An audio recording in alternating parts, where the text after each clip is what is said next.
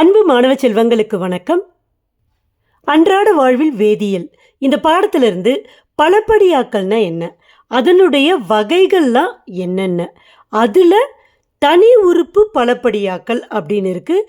அதோட வினை வழிமுறையையும் இந்த வீடியோவில் புரிஞ்சுக்க போகிறோம்.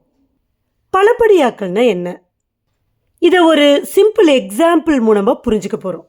இப்போது நான் உங்ககிட்ட இந்த மாதிரி நிறைய ஆயிரக்கணக்கான லட்சக்கணக்கான இந்த மாதிரி வளையங்களை கொடுக்குறேன். சரியா? இது ஒரு 1000 வளையம் இருக்குன்னு வச்சுக்கோங்க. இப்போ இந்த வளையத்தெல்லாம் உங்களை நான் ஒன்றாக்க சொல்கிறேன், கனெக்ட் பண்ண சொல்கிறேன், கோக்க சொல்கிறேன். அப்போ கோத்திங்கன்னா என்ன கிடைக்கும்? எத்தனை கிடைக்கும்? கரெக்டு, ஒரே ஒரு செயின் கிடைக்கும், ஒன்று தான் கிடைக்கும். இங்கே பாருங்கள், தனித்தனியாக நிறைய பேர் இருக்காங்க. இவங்கெல்லாம் ஒன்றா சேர்ந்தாங்கன்னா இங்கே எல்லாத்தையும் 1000 பேரா, 1,00,000 பேரா, எல்லா வளையத்தையும் ஒன்றா சேருங்களேன், ஒரே ஒரு செயின் கிடைக்கும். அப்படியே கொண்டு போய் இந்த பலபடியாக்கல்ல ஃபிட் பண்ணுங்கள். இந்த மாதிரி சிறிய மூலக்கூறுகள், இதெல்லாம் சிறிய மூலக்கூறுகள்னு புரிஞ்சுக்கோங்க. நிறைய சிறிய மூலக்கூறுகள் இருக்குது. அவங்களுக்கு சரியான அழுத்தத்தையும் வெப்பத்தையும் வினையூக்கியையும் நம்ம கொடுக்குறப்ப இந்த சிறிய மூலக்கூறுகள்லாம் ஒன்று சேர்ந்து ஒரு பெரிய மூலக்கூறை உருவாக்குது. இதுதான் பலபடியாக்கல். இந்த சிறிய மூலக்கூறுகள் இருக்குல்ல, இதுக்கு ஒற்றைப்படி மூலக்கூறுகள்னு பேர். இந்த மாதிரி நீண்ட சங்கிலியாக இருக்குல்ல, ஒரே ஒரு மூலக்கூறாக கிடைக்குதில்ல, அதுக்கு பலபடி மூலக்கூறுன்னு பேர். இந்த பலபடி மூலக்கூறு பெரிய மூலக்கூறாக இருக்குது. இப்போ கண்டிப்பாக அதோட மூலக்கூறு நிறை எப்படி இருக்கும்? அதிகமாக இருக்கும். ஸோ இந்த இடத்துல இந்த டெக்னிக்கலான பேரை கொஞ்சம் நம்ம ஞாபகம் வச்சுக்கணும். இந்த சிறிய மூலக்கூறுகளை ஒற்றைப்படி மூலக்கூறுகள் அப்படின்னு சொல்கிறோம். இந்த பெரிய மூலக்கூறை பலபடி மூலக்கூறுன்னு சொல்கிறோம். ஒரு எடுத்துக்காட்டுக்கு பார்த்தீங்கன்னா, எத்திலீன் அப்படின்னு ஒரு சேர்மம் இருக்குது, உங்களுக்கு தெரியும். யார் அது? CH2 double bond CH2. இப்போ இவர் தான் சிறிய மூலக்கூறு. இவரை நிறைய எடுத்துக்கிறோம். தகுந்த சூழ்நிலையில் இவர் பலபடியாதல் வினைக்கு உட்பட்டு பலபடி மூலக்கூறாக மாறுறாரு. அவரு தான் பாலி எத்திலீன். அதே மாதிரி வினைல் குளோரைடு எடுத்துக்கிறப்ப அது பாலிவினைல் குளோரைடு, PVCன்னு சொல்லுவோம்ல, அந்த பலபடியை உருவாக்கும். இந்த பலபடியாக்கல் வினை பார்த்திங்கன்னா 2 வகைப்படும். ஒன்று சேர்ப்பு பலபடியாக்கல், இன்னொன்று குறுக்க பலபடியாக்கல். அந்த பேரில் விஷயம் இருக்குது, சேர்ப்பு அப்படியே சேர்த்துக்கிட்டே வருது. குறுக்க பலபடியாக்கல், இதை பார்க்க போகிறோம். இந்த சேர்ப்பு பலபடியாக்கலுக்கு இன்னொரு பேர் சங்கிலி வளர்ச்சி பலபடியாக்கல். இந்த குறுக்க பலபடியாக்கலுக்கு இன்னொரு பேர் படி வளர்ச்சி பலபடியாக்கல். சேர்ப்பு பலபடியாக்கலை இப்போ எடுத்துக்க போகிறோம். இந்த சேர்ப்பு பலபடியாக்கலில் இந்த வினை நடக்கிறப்ப இடைநிலை உருவாகுது. அந்த வினையில் ஈடுபடுற இடைநிலை அமைப்பை பொறுத்து இந்த சேர்ப்பு பலபடியாக்கலை மேலும் பிரிக்கலாம், வகைப்படுத்தலாம். ஃபஸ்ட்டு வகை பார்த்திங்கன்னா தனி உறுப்பு பலபடியாக்கல், 2வது நேரயனி பலபடியாக்கல், 3வது எதிரயனி பலபடியாக்கல். இதில் தனி உறுப்பு பலபடியாக்கல் பற்றி தான் இந்த வீடியோவில் டீட்டெயில்டாக பார்க்க போகிறோம். வினை வழிமுறையை பார்க்க போகிறோம். இந்த தனி உறுப்பு பலபடியாக்கலுக்கு பெஸ்ட் எக்ஸாம்பிள் ஆல்கீன்களின் பலபடியாதல்.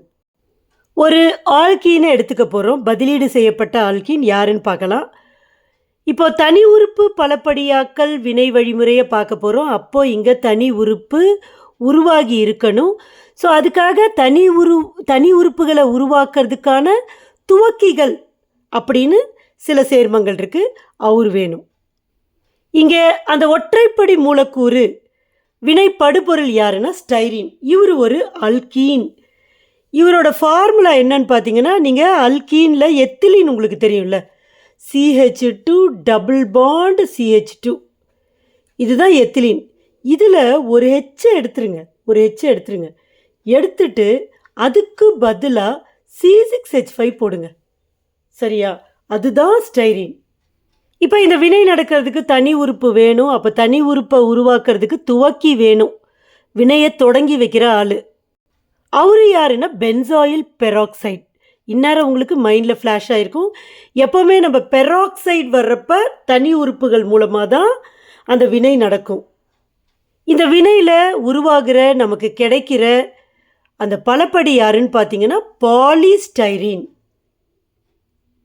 இப்போ நம்ம இந்த வினைக்கான வினை வழிமுறையை புரிஞ்சுக்க போகிறோம். இந்த வினை வழிமுறை பார்த்தீங்கன்னா 3 படிகளில் நடக்குது, 3 ஸ்டெப்ஸில் நடக்குது. ஃபஸ்ட்டு ஸ்டெப்பு தொடக்கம், எப்படி தொடங்குது. 2வது ஸ்டெப்பு சங்கிலி, எப்படி ஒரு மூலக்கூறு நம்ம ஆரம்பிப்போம், அப்படியே அந்த ஒரு மூலக்கூறு சேர்ந்து சேர்ந்து சேர்ந்து எப்படி சங்கிலியை உருவாக்குது. அப்புறம் அப்படியே போயிட்டு இருந்தால் நமக்கு வினை விளைபொருள் கிடைக்குமா? அப்போ வினை முடியணும்ல, அதுக்கு சங்கிலி நிறுத்தம். முதல் ஸ்டெப்பை பார்க்க போகிறோம், தொடக்கம். இந்த வினை எப்படி ஆரம்பிக்க போகுதுன்னா தனி உறுப்பு உருவாகணும். இந்த தனி உறுப்பு உருவாகிறதுக்கு முக்கிய காரணம் யாருன்னு பார்த்தீங்கன்னா இந்த பென்சாயில் பெராக்சைடு. முதல்ல அவரோட அமைப்பு உங்களுக்கு தெளிவாக தெரியணும். பெராக்சைடு அப்படின்னு சொல்கிறப்ப அங்கே ஓஓ லிங்கேஜ் இருக்கும். ஓஓ ரைட்டா. பென்சாயில் அப்படின்னு சொல்கிறப்ப பென்ஸுன்னு வரப்போ உங்களுக்கு புரிஞ்சிருக்கும், இங்கே பென்சீன் ரிங் இருக்க போகுது. இந்த ஜாயில் ஆயில் அப்படின்னா இவரு கூட CO தொகுதி பிணைக்கப்பட்டிருந்தா அதை பென்சாயில்னு சொல்லுவோம். ஸோ பென்சாயில் தொகுதியும் வேணும், பெராக்சைடும் ஓஓ லிங்கேஜ். இப்போ 2 ஓ இருக்குது. இப்போ இவர் கூட ஒரு பாண்ட் இருக்கும், இவர் கூட ஒரு பாண்ட் இருக்கும். ஏன்னா ஓவை சுற்றி 2 பாண்டு தானே இருக்கும். இப்போ இது போய் ஒரு சேர்மமாக இருக்க முடியுமா? அப்போ இவர் சேர்ந்து தானே இந்த பேர். அப்போ இவரை இங்கே கனெக்ட் பண்ணும். அப்போ ஓஓக்கு இந்த பக்கம் ஒரு பென்சாயில் தொகுதியையும் இந்த பக்கம் ஒரு பென்சாயில் தொகுதியையும் கனெக்ட் பண்ணணும். அப்போ இவரோட ஃபார்முலா என்னவாக இருக்கும் பாருங்கள். மூலக்கூறு அமைப்பு சி டபுள் பாண்டும் ஒரு பென்சாயில். பெராக்சைடு வேணுமா? ஓஓ. திரும்ப இந்த பக்கம் ஒரு ஆள் குறையுதில்ல, மறுபடியும் இந்த பக்கம் நீங்கள் பென்சாயில் தொகுதியை சேர்த்துடணும். ஸோ இதுதான் பென்சாயில் பெராக்சைடு. டைரெக்டாக நீங்கள் மனப்பாடம் பண்ணுறதை விட நீங்கள் இப்படி புரிஞ்சிட்டு இந்த அமைப்பை எழுதுங்களேன், மறக்கவே மாட்டீங்க. இப்போ தான் இந்த தனி உறுப்பு உருவாதலுக்கான சமன்பாடை எழுத போகிறோம். ஸோ பென்சாயில் பெராக்சைடோட ஃபார்முலாவை எழுதிடுங்க. இந்த பென்சாயில் பெராக்சைடை நம்ம வெப்பப்படுத்துகிறப்ப இந்த பென்சாயில் பெராக்சைடு 2 துண்டாக உடைய போகுது, 2 சம துண்டுகளாக உடைய போகுது. இந்த உடையிறது எங்கே நடக்கும் அப்படின்னு பார்த்தீங்கன்னா ஏதோ ஒரு பாண்டு உடைய போகுது. அப்போ அது கண்டிப்பாக எப்படி இருக்கணும்? வீக்காக இருக்கணும். அப்படி பார்த்தீங்கன்னா இந்த ஓக்கும் இடையில இருக்க பாண்டு தான் வீக்காக இருக்க பாண்டு. ஸோ இந்த பாண்டு உடையும். அப்போ சம துண்டுகளாக வரணும்னா நம்ம இப்படி ஒரு அரை ஏரோ, இப்படி ஒரு அரை ஏரோ போட போகிறோம். அப்போ பாருங்கள் என்ன கிடைக்குது பாருங்கள். பென்சீன் ரிங் இருக்கா, போட்டனா CO இருக்கா, ஓ இருக்கா. இந்த ஒரு பாண்டில் 2 எலக்ட்ரான் இருக்கும். இது 2 துண்டாக உடையிறப்ப ஒரு எலக்ட்ரான் இதுக்கு வந்துடும். அதே தானே இவருக்கு வரும், என்ன திருப்பி இருக்குது. ஸோ 2 பேருமே பாருங்கள் ஒரே மாதிரி தானே இருக்காங்க. அப்போ 2 ஒரே மாதிரியான துண்டு உருவாகுமா இல்லையா? ஸோ அதனால் 2 போட்டாச்சு. இந்த வினையில் பாருங்கள் ஒரே ஒரு எலக்ட்ரான் இருக்கா, இதுக்கு பேர் தான் தனி உறுப்பு. இப்போ தனி உறுப்பு உருவாதல் தான் இந்த தொடக்க ஸ்டெப்பில் நடக்குது. ஒரு தடவை தனி உறுப்பு உருவாயிடுச்சுன்னா அதுக்கிட்ட ஒரே ஒரு எலக்ட்ரான் இருக்குல்ல, அப்போ அது என்ன பண்ணும்? ரொம்ப வீரியம் மிக்கது, ரொம்ப நிலைப்புத்தன்மையற்றது. அப்போ வினை புரிஞ்சிக்கிட்டே இருக்கும். இப்போ இங்கே பாருங்கள், திரும்ப மறுபடியும் ஒரு பாண்ட் இங்கே உடைய போகுது. சரியா? நீங்கள் இதை எப்படி ஞாபகம் வச்சுக்கணும்னா இங்கேருந்து கார்பன் டை ஆக்சைடு போக போகுது. CO2 இருக்குல்ல, அப்போ CO2 போகணும்னா எந்த பாண்டு உடையணும்? கரெக்ட், இந்த 2த்துக்கும் இடையில இருக்க இந்த பாண்டு உடையணும். அப்போது இங்கே ஒரு எலக்ட்ரான் இருக்குது, இன்னும் ஒரு எலக்ட்ரான் இருந்துச்சுன்னா இது CO2வாக போயிடும்.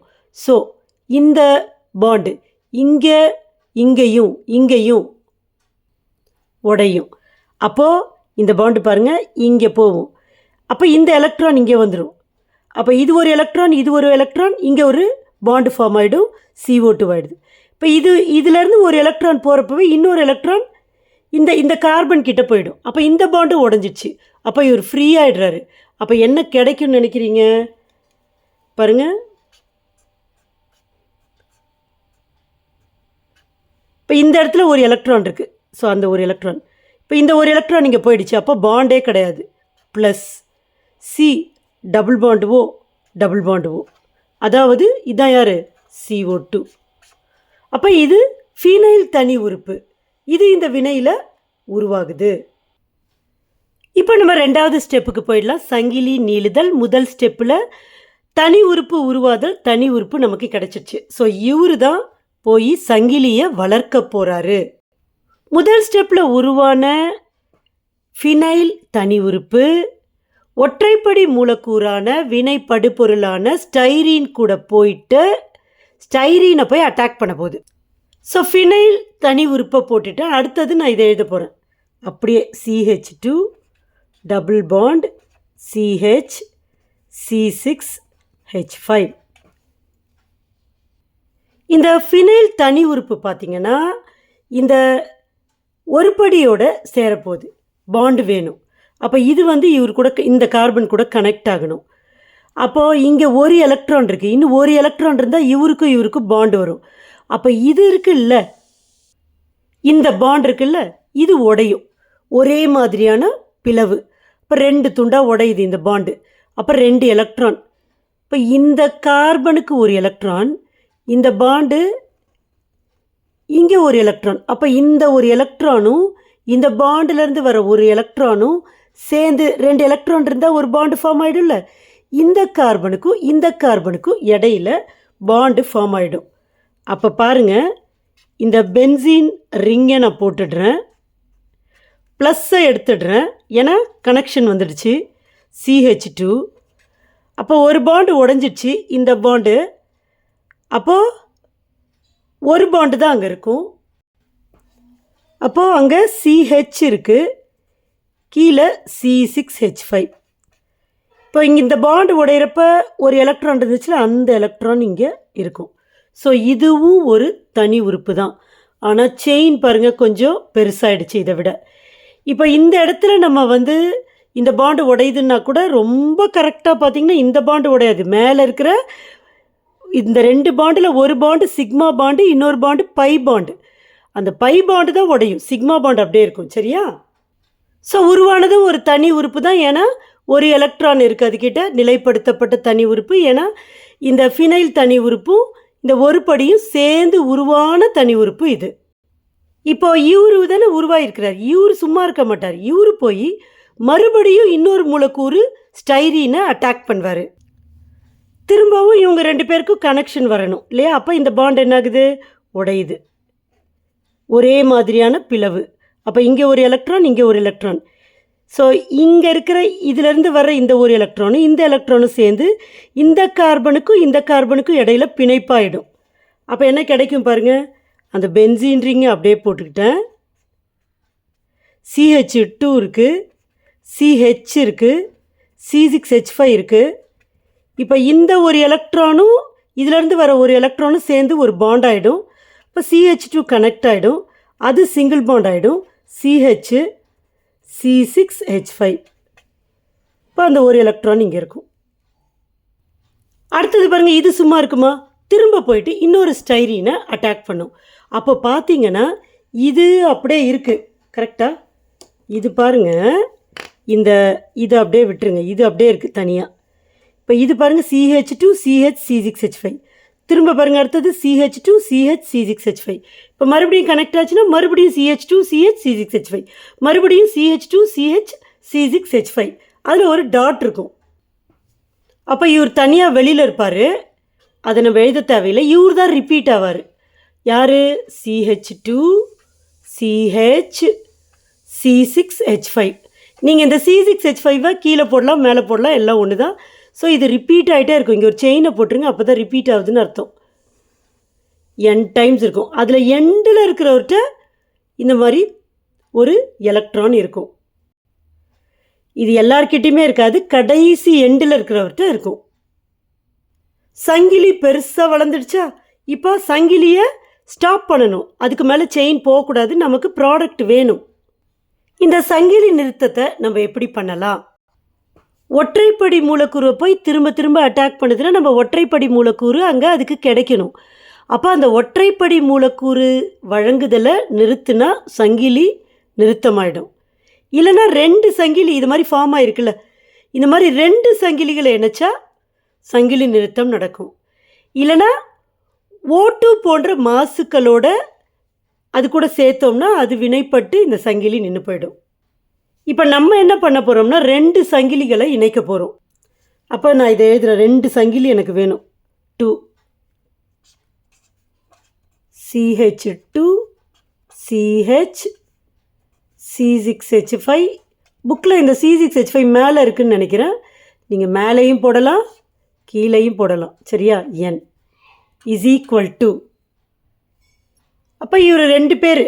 ஸோ முதல்ல பாண்டை போட்டுருங்க. சங்கிலி இருக்கும் CH2 CH C6H5. கரெக்டா? இவரே கனெக்ட் ஆகிறார் இந்த செயினு. அப்போ இங்கே CH, அதாவது இந்த எலக்ட்ரானும் அந்த எலக்ட்ரானும் சேர்ந்து இந்த பாண்டு CH. இவரு கீழே C6H5 CH2. இந்த சங்கிலி வளர்ந்துக்கிட்டே போதும். பெரிய பிராக்கெட் போடுங்க, N போடுங்க. அவ்வளவுதான். ஏதோ ஞாபகத்தில் ஈக்குவல் டு போட்டு கிவ்ஸ் போடணும். சரியா? கிவ்ஸ். அவ்வளவுதான். நமக்கு தேவையான பாலிஸ்டைரின் கிடச்சிருச்சு. இதுதான் பாலிஸ்டைரின். இதுதான் தனி உறுப்பு வினை, தனி உறுப்பு பலப்படியாதலின் வினை வழிமுறை.